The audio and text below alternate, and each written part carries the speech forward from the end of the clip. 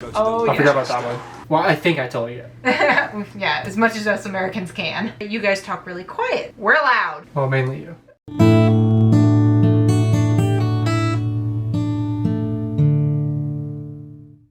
Hey everyone, welcome back to the channel. Today we're going to be taking a look into top 5 British stereotypes that are probably true from Watch Mojo UK. We got this from a lovely subscriber and dear friend, Laura. That we met while we were in the UK, which, speaking of while we were in the UK, I got this hoodie while we were there. And I don't know if I actually ever showed it off in the videos. I was always wearing my Chicago hoodie. So anyway, this is the, I don't know if you can read it. It says Edinburgh, Scotland, which we absolutely loved. Anyway, yes. Totally off topic. But yeah, the video we're reacting to today is from Watch Mojo UK. We're going to see if some of the stereotypes are true.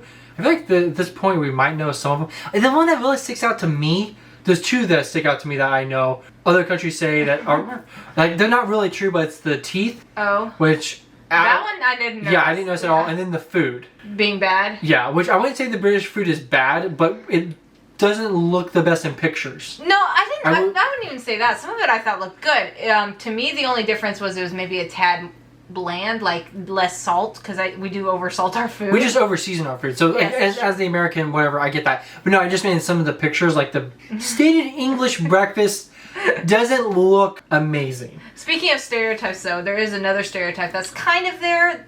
The English cap. You guys don't wear that as often as I thought. There we go. I figured try to look the part. So anyway, guys, that's what we're doing here today. If you're new to the channel, please like, share, and subscribe. And feel free to go check out all our other videos. We have like 300 now. And we have tons of videos. 30 of those are just from the traveling. Anyway, guys, let's get into this and see if these stereotypes are true. Some cultural cliches are there for a reason. Leave this to me. I love that movie. I know how to kill. Welcome to Watch Mojo UK, and today we're counting down our picks for the top 5 British stereotypes that are probably true, maybe. For this list, we're assessing popular and possibly overused British stereotypes that, nevertheless, are usually completely true, as much as we try to deny it. So, let's get started and see if you're guilty of any of these. Number 5, foreign languages. Mongelese Touzefan. What does that mean? It means why put bay windows on a shithouse? English is one of the most commonly spoken languages in the world, and that makes it pretty easy for us to use it in all sorts of situations without really appreciating how awkward it is to learn for anyone else. Leicester Square? Leicester Square? What, do you mean Leicester Square? Yet, lots of other countries do strive to speak at least a little English, but we Brits aren't always as enthused about learning new languages. So whenever we head to foreign shores, we're often outrageously unprepared for even the most basic of conversations. Apparently, in their country, this means something quite rude.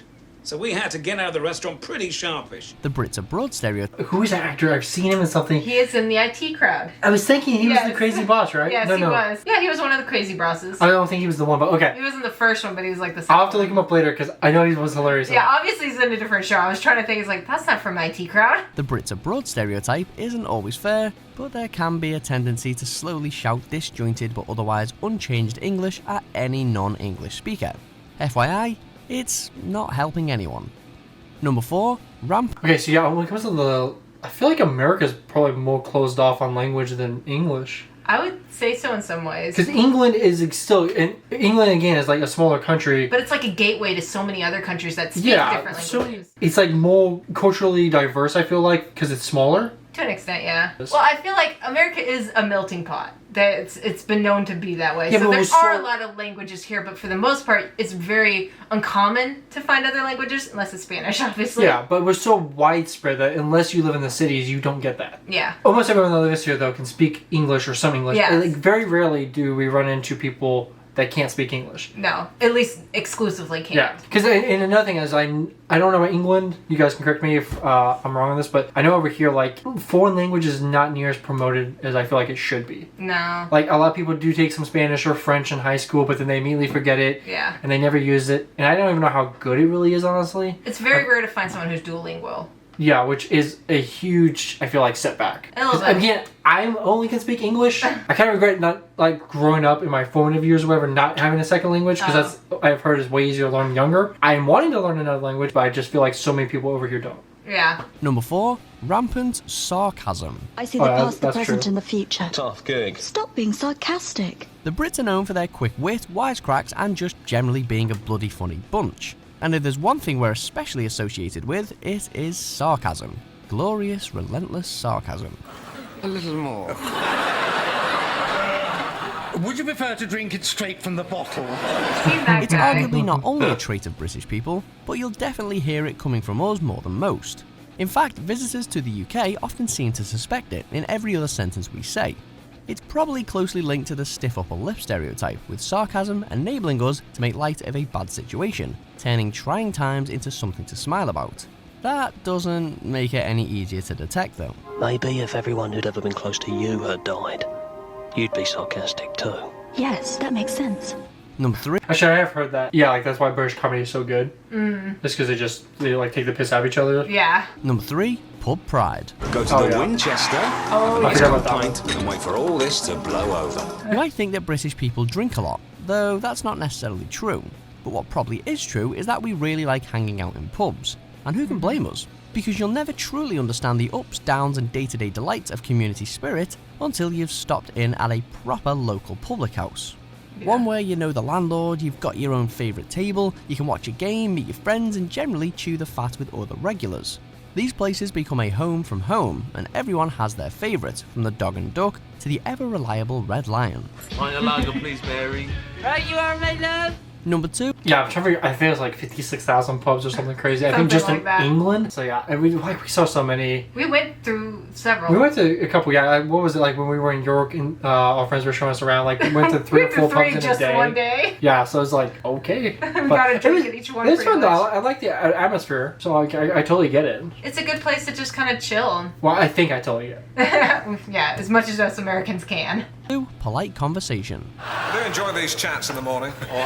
Not only do we Brits seem to value politeness and manners above most things, and sorry, but we do have a habit of apologising for everything, but we're also all-out pros at polite conversation. We don't always want to make small talk with strangers at the bus stop, but sometimes it's inevitable, and eventually it gets awkward. I'm British and charming, and she's got certain angles that work for her. Really? But once tried and tested topics like the weather and the various pitfalls of our public transport services run dry, we're often too concerned about coming across as rude to end it there and walk away. So we wind up talking and talking and talking. I'm fine. How are you? Fine. Number 1. I can see that. I've talked to so many people, and I feel like now, like, I've talked to a decent amount of British people now, and they always are saying sorry, which is better than being rude. Yeah. And I know some people think that we're rude because we, like, talk over each other and stuff. It's just, is this how we talk? I think it also ties into that politeness thing, because there is a stereotype where the Brits are generally more polite. And I think that one is actually true. Oh, yeah. I definitely witnessed that, and the saying sorry a lot is just part of that, and they're just really respectful and like don't want to hurt anybody's feelings, especially in outsiders. I'm not saying it's bad at all. I actually really liked it, and I totally respect it. Yeah. It's just, like... I didn't notice that many people willing to just make chit-chat very often. It was more of like the scenario, if it was an awkward situation, you're both standing next to each other and that's it, then you would say pleasantries and stuff like that. But if you were in a crowd, not that many people were just speaking unless they knew each other. And it does seem like they always are talking about the weather. There's a lot of weather to But talk it does about. change a lot over there. So. Yes, it does. It's raining today. Oh, it wasn't yesterday. No, but it was the day before. Class obsession. I am a highly desirable private residence in an area of outstanding natural property values. From rags to riches to the manor born, Britain is tightly bound together by at least one thing. It's obsessed with its class system. So much so that there are reportedly 7 separate so-called classes across the UK now. Who knew? Well, we did, obviously. Your accent just came out! Eh? His accent just came out, you all heard it! It's said that your cultural interests can affect which class you're in, including your weekly shopping habits, favourite supermarkets, and leisure choices. Class seems an everyday and unavoidable aspect of British society, which isn't always the best thing for us. But it does make for great comedy routines, diverse music, and creative, unpredictable film and TV. So, there is something for everyone. Oh, I haven't got time to sit here talking nonsense with you in this bugger house. I'm off. Those are probably true. The class thing, yeah, that was the one thing I was going to comment on. I don't think I witnessed any of that being true. Well, it's definitely there.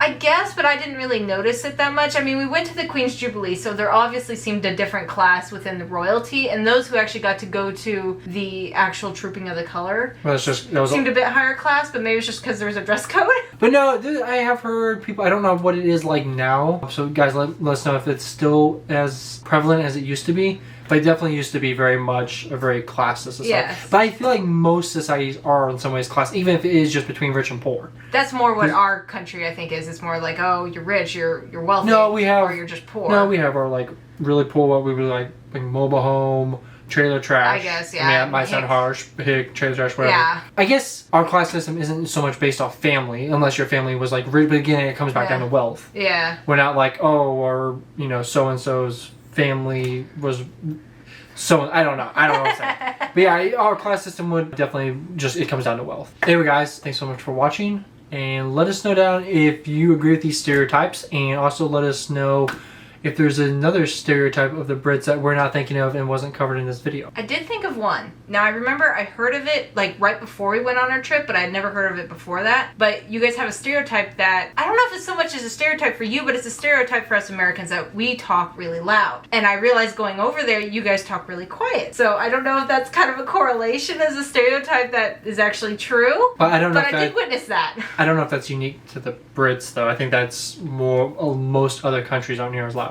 That could be true. At least that's what I've heard. I've really only gone to the UK as a different country lately. I do know that we are louder. I even recognized that while I was there. But I don't know if there's other countries that would be considered louder, or if there's like, I don't know. You might be right, because I vaguely remember in Germany it being quieter. Then when I got back home, it said everything seems super loud. I only know from like outside people saying like, oh yeah, Americans are so loud and obnoxious and stupid. So true stereotype about us Americans. We're loud. Well, mainly you.